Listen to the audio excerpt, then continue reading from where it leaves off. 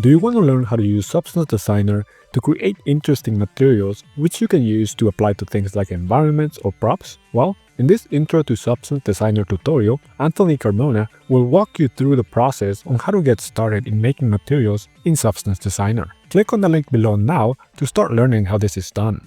Anthony will start you off by explaining the theory behind physically based rendering, and from there he will show you the ropes to get started with the most useful nodes found within Substance Designer. This is a perfect tutorial for anyone who is new to Substance and would like to learn how to get started.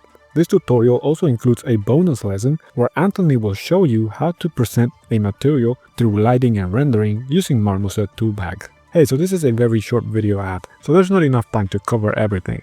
Click on the link in the description now to get started.